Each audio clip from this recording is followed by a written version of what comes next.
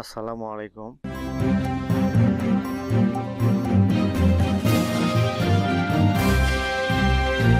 সুপ্রিয় শিক্ষার্থী, আশা করছি তোমরা সবাই ভালো আছো। আজ আমি ষষ্ঠ শ্রেণীর ইতিহাস ও সামাজিক বিজ্ঞান শিখন অভিজ্ঞতা 11 প্রাকৃতিক ও সামাজিক কাঠামো এই শিখন অভিজ্ঞতার 3 নম্বর পর্ব নিয়ে আলোচনা করব। সুপ্রিয় শিক্ষার্থী, গত পর্বে আমরা ভূমিরূপ অভিধান কিভাবে তৈরি করতে হবে সেটি দেখিয়েছিলাম। আজ আমরা এখান থেকে শুরু করব। সুপ্রিয় শিক্ষার্থী, তোমরা এগুলো পড়ে নেবে। এভাবে তারা আলোচনা করে বাংলাদেশের বিশেষ বিশেষ ভূমিরূপের একটি অভিধান বানালো। তালিকায় তৈরি হলে তারপর তারা ঠিক করলো জায়গাগুলো বাংলাদেশের মানচিত্রে চিহ্নিত করবে। আনোয়ার সিং বলল, আপা, আমাদের পাহাড়ি এলাকাগুলো দেখতে তো খুবই সুন্দর, কিন্তু শীতকালে পানির খুব কষ্ট, আবার বর্ষাকালে পাহাড়ি ঢল নামে, কি যে সমস্যা তখন।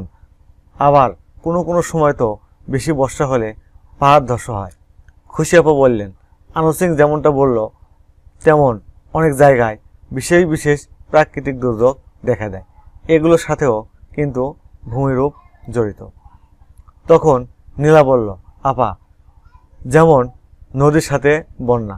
খুশি আপা বললেন, নীলা, তুমি একদম ঠিক বলেছ, চলো আমরা সেগুলো খুঁজে বের করি। তখন তারা সবাই দলে বসে এক এক দল একটি করে বিভাগ বেছে নিল।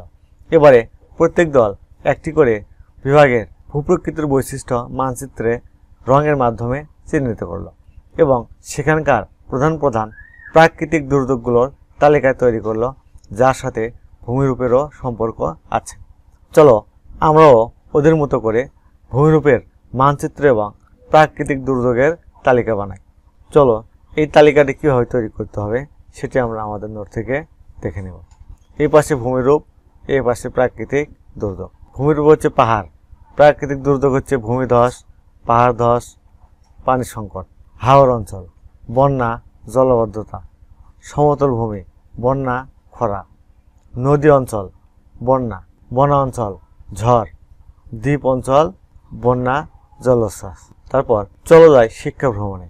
পরের দিন নীলা হারুনকে বলল, আমাদের দেশে তো অনেক ধরনের ভূমিরূপ আছে, আমরা তো সেসব জায়গার কোনো একটিতে শিক্ষা ভ্রমণে যেতে পারি।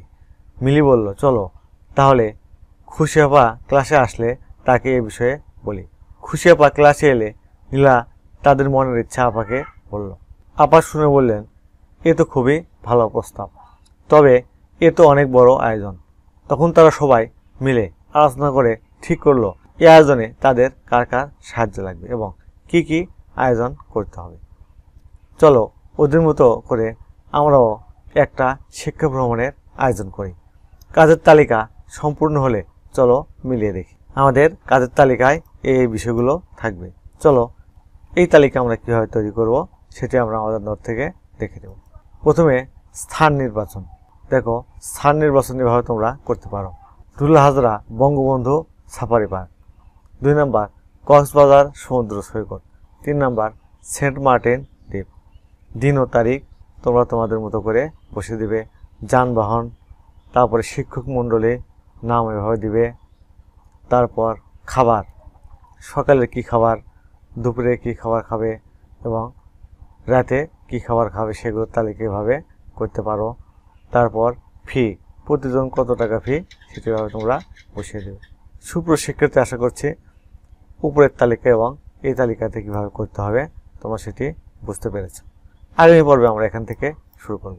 সুপ্রিয় শিক্ষার্থী, তোমরা এখনও যারা আমাদের চ্যানেলটি সাবস্ক্রাইব করোনি তা প্লিজ সাবস্ক্রাইব করবে এবং ভিডিওতে লাইক দিয়ে দেবে। আজ তাহলে এখানে শেষ করছি। আল্লাহ হাফিজ।